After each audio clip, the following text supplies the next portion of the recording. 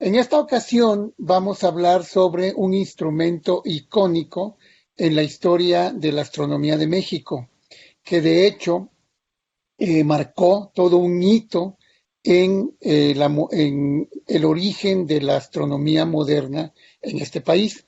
Nos referimos a la Cámara Schmidt de Tonantzintla, que como hemos puesto aquí, pues fue una ventana al cielo durante muchísimo tiempo y actualmente lo sigue siendo de otra manera, pero lo sigue siendo, ¿no? Eh, ¿Dónde está la cámara Schmidt? Todo se remonta a 1942, cuando Luis Enrique Erro fundó el Observatorio Astrofísico Nacional de Tonantzintla. De hecho, fue la primera institución de investigación fuera de la Ciudad de México, ¿no? Hay toda una leyenda acerca de cómo se fundó el observatorio. La leyenda dice que Luis Enrique Erro, que era muy amigo del presidente de entonces, Manuel Ávila Camacho, eh, Ávila Camacho le pidió que fuera su secretario de Educación. Y él dijo, no, yo lo que quiero es que me ayudes a hacer un observatorio. Entonces le dijo, ok, yo te ayudo a hacer un observatorio con la condición de que lo pongas en Puebla, porque Ávila Camacho era poblano. Eso es lo que dice la leyenda. Entonces Erro dijo, sí, te tomo la palabra, lo vamos a hacer en Tonantzintla. Y ahí surgió, digamos, ahí se marca el origen de la astrofísica moderna en México. Fue fundada en esa época, esa década de oro en la que se fundaron muchas instituciones de educación y de investigación en el país, ¿no?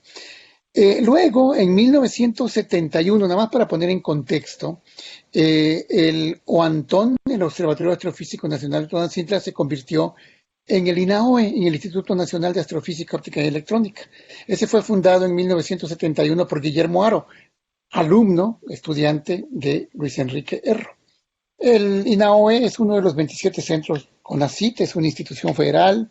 Tenemos instalaciones en Tonantzintla, Cananea, el volcán Sierra Negra, ¿no?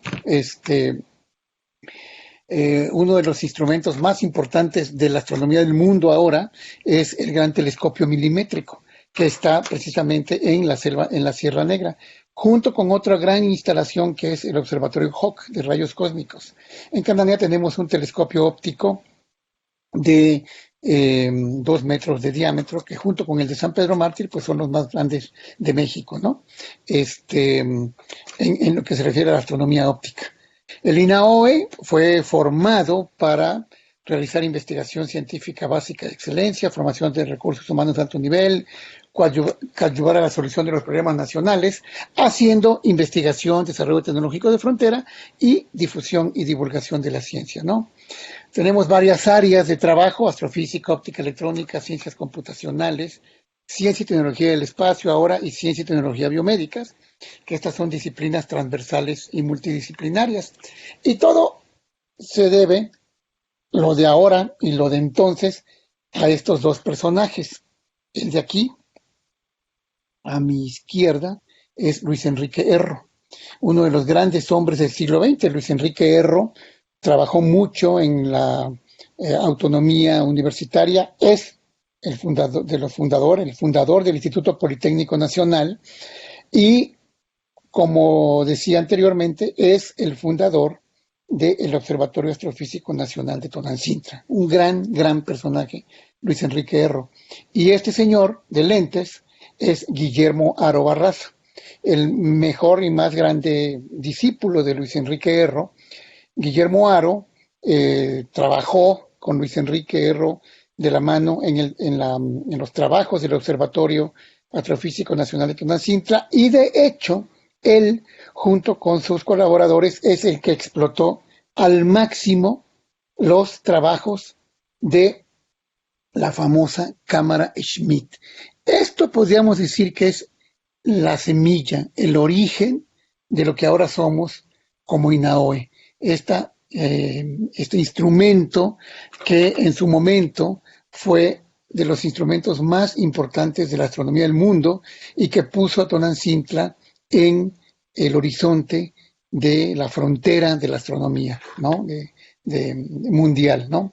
Esta es una foto de cómo era antes la cámara Schmidt, ¿no?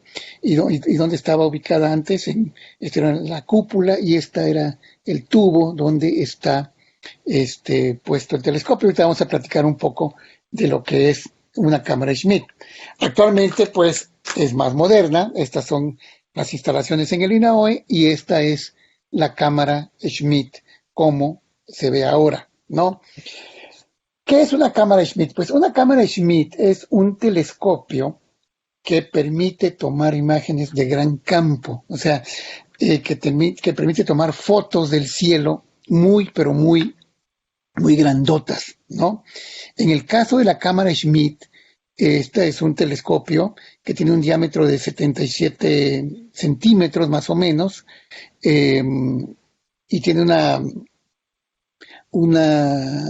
lente correctora de 66 centímetros, ¿no? Y permite tener, por sus características, fotos de gran campo en el cielo. O sea, las placas de Tonantzintla permitían tomar fotos de 5 grados por 5 grados en el cielo. Esta es una foto de cómo eran las fotos que tomaba las placas fotográficas de la cámara Schmidt. Todos esos puntitos que hay ahí son miles de estrellas, miles de galaxias que se encontraron, ¿sí? Y les puedo decir que con la cámara Schmidt se estudiaron a profundidad muchas regiones del cielo y Guillermo Haro y sus colaboradores hicieron descubrimientos fundamentales para la astronomía de la época en estrellas ráfaga, en nebulosas planetarias, galaxias azules, en objetos Haro-Herbig o Herbig-Haro, que fueron unas cosas descubiertas en Tonantzintla y trabajadas junto con un colega de Guillermo Haro que se apellidaba Herbig en Estados Unidos, estrellas T Tauri, estrellas azules, estrellas nova, incluso un cometa, el cometa Haro-Chavira, ¿no? Que es un cometa que no vamos a volver a ver porque tiene un periodo como de 30,000 años.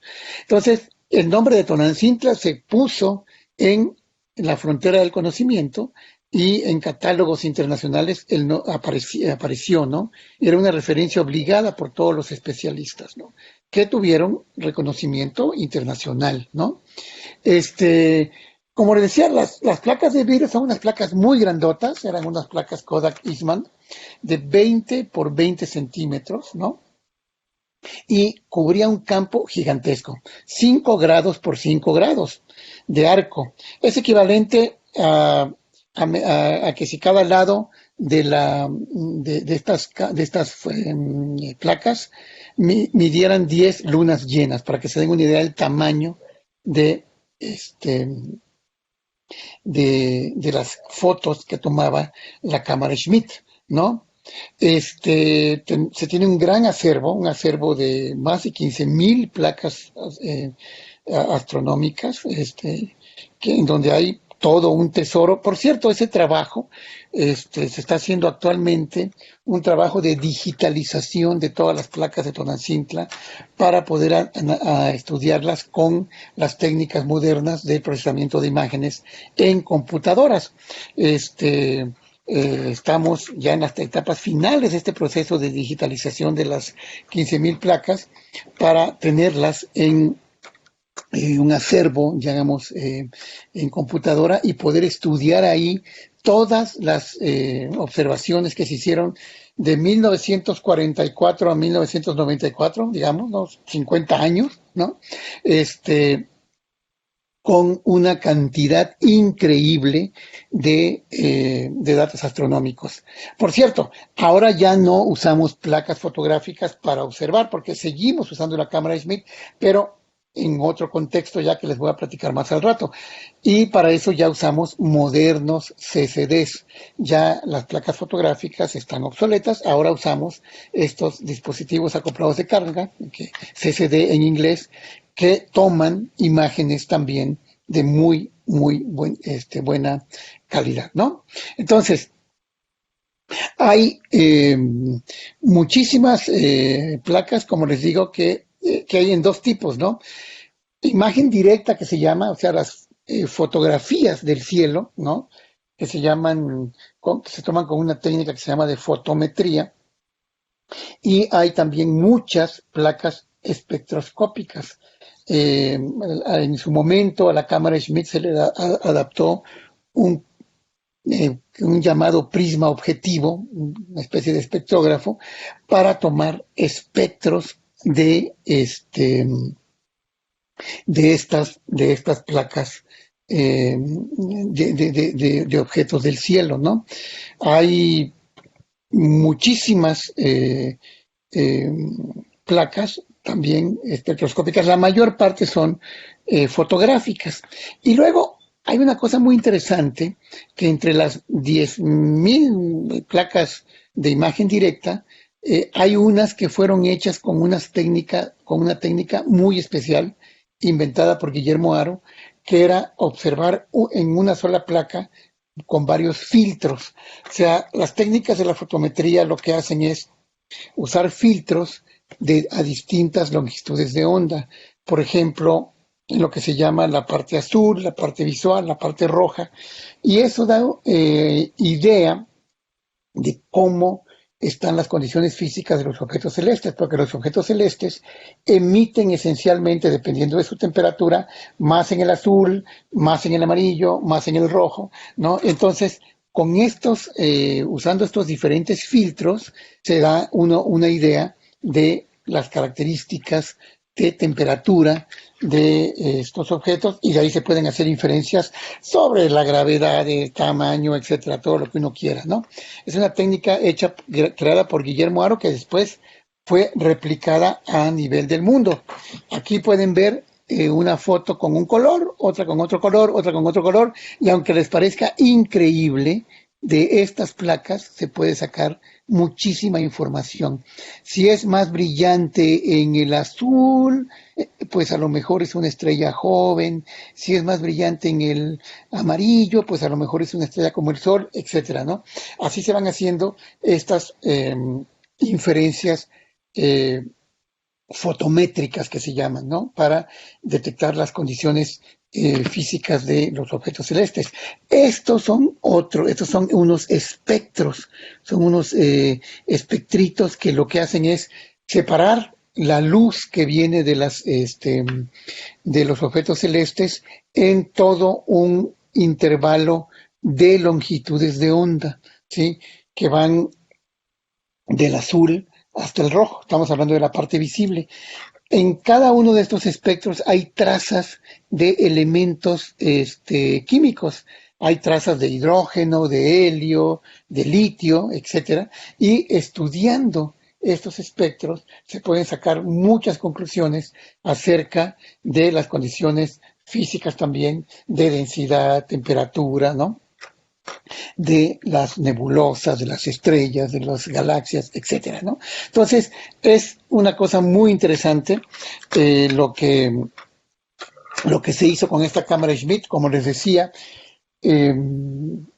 puso a Tonantzintla en el horizonte, en el mapa mundial de la astronomía de su época, entre 1945, 46, 1960, sobre todo 70, hasta los 70, se hicieron trabajos espectaculares. Luego se siguió trabajando, pero ya con otros, digamos, con otras técnicas o con otras intenciones, porque los telescopios empezaron a crecer en tamaño, ¿no? Entonces, Haro, como les decía, hizo gran cantidad de descubrimientos. Descubrió, por ejemplo, estos objetos que le decían los objetos Herbig-Haro, que son unas nebulosidades asociadas a las regiones de formación estelar. Esto es un descubrimiento de Tonantzintla, ¿sí? Hizo todo un catálogo de galaxias azules, ¿no? Hay miles de galaxias detectadas ahí. Y las galaxias, ¿saben cómo se llama el catálogo? El catálogo se llama TON, TON, ¿sí? TON 125, TON 520, o sea, son galaxias detectadas en Tonantzintla, Por supuesto que hizo también mucha investigación en estrellas ráfaga, que son estrellas que son estrellas muy variables, que tienen erupciones, ¿no? De su fotosfera, ¿no? De las regiones exteriores de la estrella. Estudió muchas nebulosas, muchas novas, estrellas novas, este, como les decía, incluso un cometa, ¿no? El cometa Aro-Chavira. Eh, en fin, hicieron trabajos fundamentales, Aro y su gente, sobre el, este, eh, eh, el universo con esta cámara Schmidt y fueron, como decíamos al principio, el origen de la astrofísica moderna en México.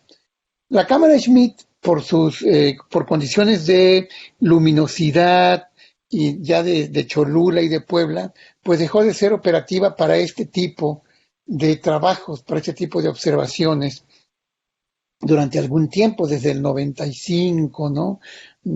Hasta acá. La tuvimos durante algún tiempo, pues dedicada más bien a la divulgación, un poquito a la docencia, hasta que a raíz de que el INAOE se metió a un proyecto internacional de monitoreo de asteroides, de objetos cercanos a la Tierra, la cámara Schmidt tiene una nueva, un segundo aire. Es ideal para monitorear objetos cercanos a la Tierra, para monitorear asteroides, que son algo muy importante. ¿Por qué es importante estudiar asteroides actualmente? Bueno, porque se han encontrado muchísimos objetos cercanos a la Tierra y no la probabilidad de impacto a la Tierra por un asteroide pues es diferente de cero. Es una probabilidad muy baja, tampoco hay que asustarse y decir ya viene el asteroide, no. Pero hay que tener un monitoreo constante para que no nos pase lo que les pasó a los dinosaurios hace 65 millones de años. Entonces, el INAOE, bueno, estos son lo que son miren, esto es el cinturón de asteroides, está enorme, hay millones de asteroides aquí entre Marte y Júpiter, pero en órbitas muy cercanas a la Tierra y a Marte y a Venus hay también miles de objetos que se llaman NEOs, Near Earth Objects, objetos cercanos a la Tierra, que tienen un riesgo de impacto. Es el único riesgo de entre los riesgos naturales donde hay una capacidad previsora, ¿no? Sí se puede detectar a tiempo el asteroide, ¿no? Entonces es importante tener una respuesta, sobre todo a partir de la cooperación internacional, porque un solo país no podría hacer frente a esta eventualidad, ¿no? Entonces necesitamos estudiar estos neos, de los cuales hay algunos que tienen algunos metros y otros son de algunos kilómetros. Se calculan que tenemos millones, tenemos detectados como 22,000, y de los potencialmente peligrosos, pues se calculan que hay como 20,000 que hay que seguir detectando, ¿no? Ahorita tenemos detectados como 2,000. Son, como les decía, objetos que se desprenden del cinturón principal y en algún momento dado llegan a adquirir órbitas cercanas a la Tierra que de alguna manera pueden en algún momento cruzarse con la Tierra. La ONU tuvo una iniciativa que inició por el año 2000, ¿sí? Para hacer una red internacional de alerta de asteroides, esta International Asteroid Warning Network, IAWAN se llama, ¿no? Y después de mucho tiempo, de varios años de trabajo con grupos de astronomía de todo el mundo, con países, con agencias espaciales, etcétera, se logró ya fundar esta IAWAN, y el INAOE fue uno de los primeros signatarios, junto con el Observatorio Europeo del Sur, la ESO, junto con el Instituto de Astronomía de la Academia de Ciencias de Rusia, junto con el Instituto de Astronomía y Ciencias del Espacio de Corea y la Oficina de Defensa Planetaria de la NASA. Actualmente ya hay muchos más centros de investigación metidos en esta en esta iniciativa, ¿no? Lo que hace IAON es monitorear asteroides, objetos cercanos a la Tierra, y si hay algún problema de alguna posible eh, de un eventual choque, pues se avisaría a los países miembros para que tomaran alguna decisión al respecto, ¿no? Y para eso habilitamos la cámara Schmidt, como les decía, para una segunda etapa de su trabajo. Es ideal por su tamaño para monitorear estos objetos, estos asteroides. Hacemos observaciones fotométricas, o sea, ya el equivalente de las placas fotográficas, que ahora son observaciones con CCD, y desde enero del 2016 nos integramos, como les decía, a esta International Asteroid Guarding Network. También somos parte de una red mexicana de fotometría de asteroides, donde está metida la Universidad de Sonora, la Universidad de Nuevo León, la Universidad de Monterrey, la Universidad de Guadalajara, la UNAM, el Politécnico, la de Zacatecas, la Universidad de Coahuila, etcétera, ¿no? Entonces, ese es un trabajo adicional que estamos haciendo, ¿no? ¿Qué es lo que se hace con esto? Bueno, observando el asteroide y a lo largo de la noche, como el asteroide lo que hace es reflejar la luz del sol. Pero no es un cuerpo redondito, por lo general tiene forma de cacahuate, es muy irregular. Entonces, conforme va rotando y va mostrando distintas partes de su cuerpo, digamos, con distinta forma, se crea lo que se llama una curva de luz, o sea, de intensidad, ¿no? Aquí es donde presenta la cara más grande, luego acá la cara más chiquita, y así se hace la curva de luz, y con eso se puede determinar el periodo de rotación de un asteroide. Y con ese periodo de rotación, con técnicas matemáticas muy sofisticadas, también se puede dar una inferencia de, de la forma y del tamaño del asteroide, ¿no? Entonces, eso es lo que estamos haciendo actualmente, ya en la segunda etapa de la cámara Schmidt, ¿no? Entonces, no es un instrumento obsoleto, es un instrumento que fue el ícono de la astronomía de México en su momento y que actualmente está viva, ¿no? Como les decía, originalmente el trabajo de la cámara se enfocó a la astronomía lejana, ¿no? A las estrellas, a las nebulosas, a las galaxias, ¿no? Y ahora, pues está trabajando en una cuestión que es muy importante para, digamos, la defensa planetaria, ¿no? Para decirlo de cierta manera, ¿no? Entonces, esto es importante porque, como decía al principio, el origen del INAOE, que es un gran centro CONACYT actualmente, que es uno de los centros CONACYT más importantes del país, que tiene toda esta investigación que les mencionaba, ¿no? De lo que hacemos, astrofísica, óptica electrónica, ciencias computacionales, ciencia y tecnología del espacio, ciencia y tecnología biomédicas, con un montón de investigadores, de estudiantes, haciendo ciencia de frontera, pues origen está aquí, ¿no? Y es debido a la visión de estos dos señores, ¿no? De Luis Enrique Erro y de Guillermo Haro, que en su momento fueron parte fundamental de la historia de la ciencia de este país, ¿no? Yo con esto termino. Muchas gracias.